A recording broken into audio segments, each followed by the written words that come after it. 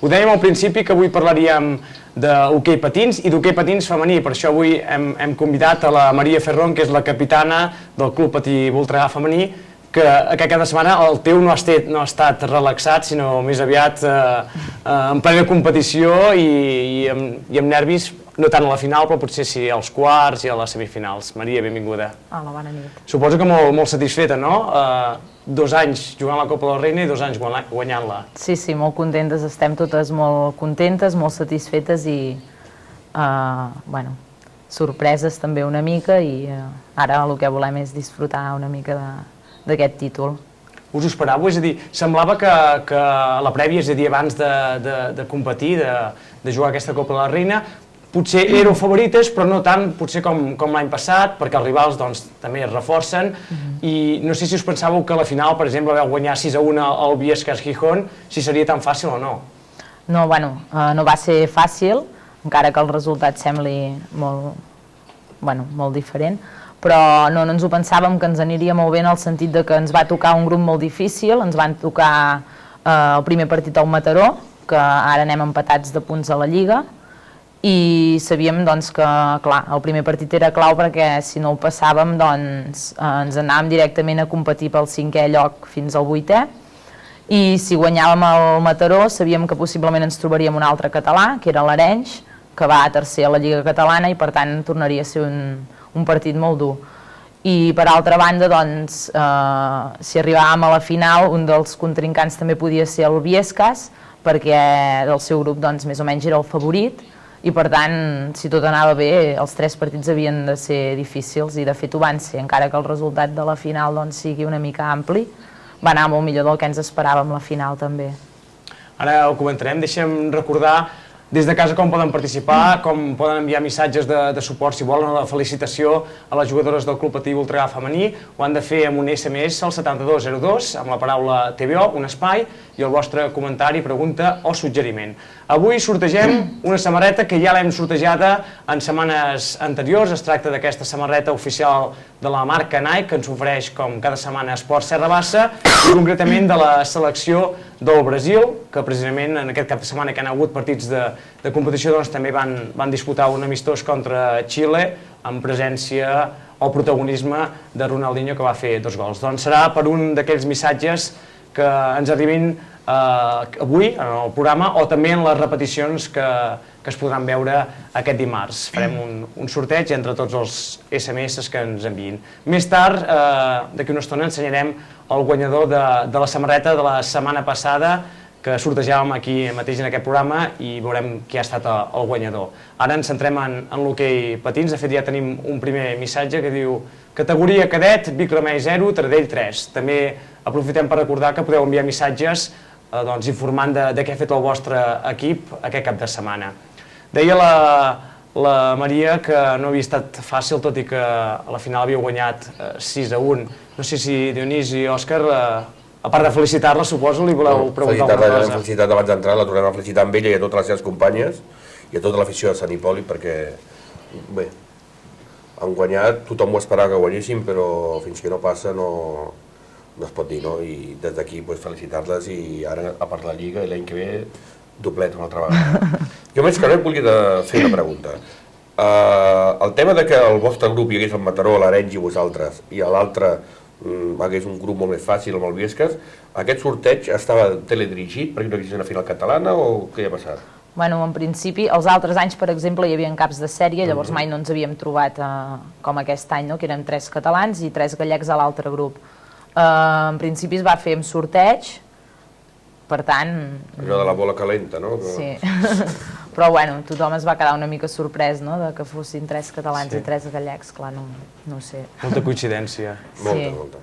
Per això mateix, doncs, sabíem que seria molt més difícil que les altres vegades. I jo m'imagino que deu ser molt difícil, quan l'acostum normalment és guanyar, anar a una competició amb aquella mica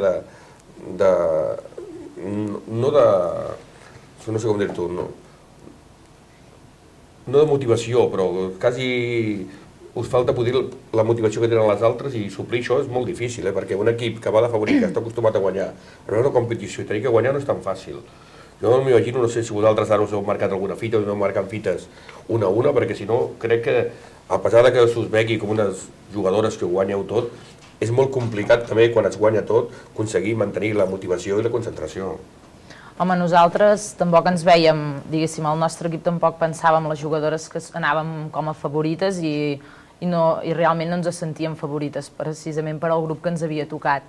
Potser se'ns veia com a favorites pel fet de l'any passat haver guanyat la Copa de la Reina, els campionats d'Espanya i la Lliga, però, per exemple, a la Lliga aquest any, doncs ara els últims partits no estàvem jugant massa bé, alguns partits havíem tingut problemes per remuntar el partit o un partit que vam perdre.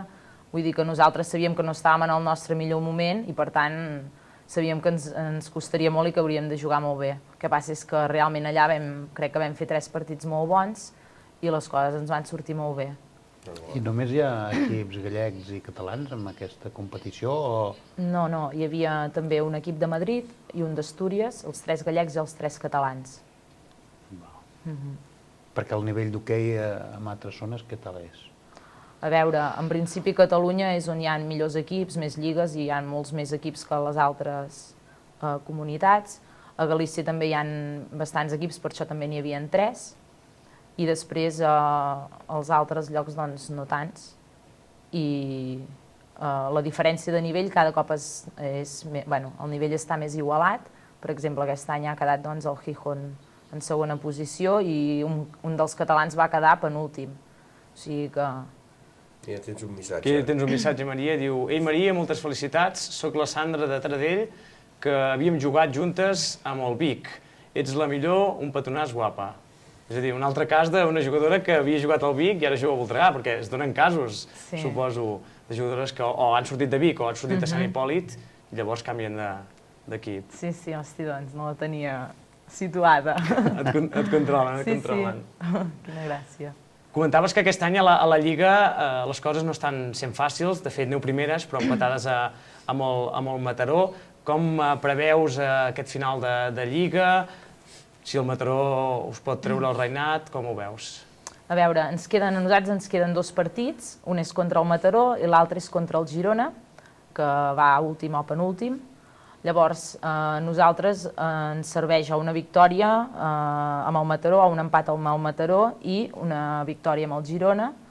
Llavors juguem a casa seva, a l'anada vam empatar a Sant Hipòlit, per tant suposo que estarà molt ajustat. A més, elles tenen l'espina clavada a la Copa de la Reina i jo penso que serà un partit molt dur i llavors elles tenen una portera molt bona, defensen molt bé, en una zona molt tancada, és molt difícil marcar-los gols i crec que costarà molt.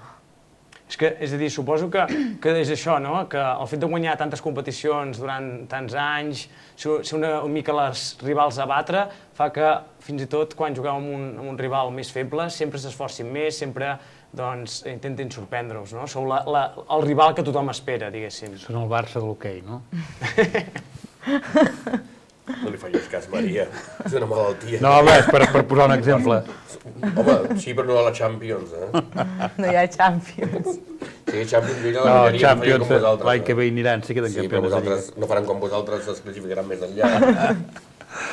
Doncs suposo que és això. Ara ja podem ficar tot. Que ho noteu també, no? Que sou el rival que tothom espera enfrontar-s'hi i tothom espera guanyar. Sí, en certa manera penso que sí, que quan els equips s'enfronten a nosaltres juguen molt motivats i, clar, ells en teoria no hi tenen res a perdre i potser nosaltres hi tenim més a perdre. Jo crec que sí, que surten més motivats i amb ganes de guanyar, no? Quan jugueu a Mataró?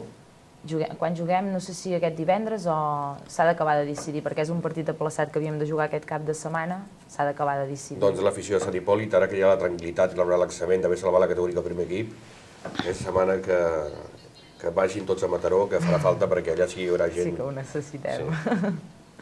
No sé si esteu contentes del recolzament que des de l'entitat, des del Club Patí Voltregà teniu, o fins i tot des dels aficionats. Sí, per exemple, si ho comparem des del principi que vam arribar a Sant Hipòlit, clar, vull dir, hi ha molt canvi d'afició, de gent que ens ve a veure, de suport econòmic també, i, per exemple, l'any passat que es van organitzar els campionats d'Espanya, doncs vam quedar supercontentes perquè el pavelló es va omplir com si fos un partit doncs, del primer equip.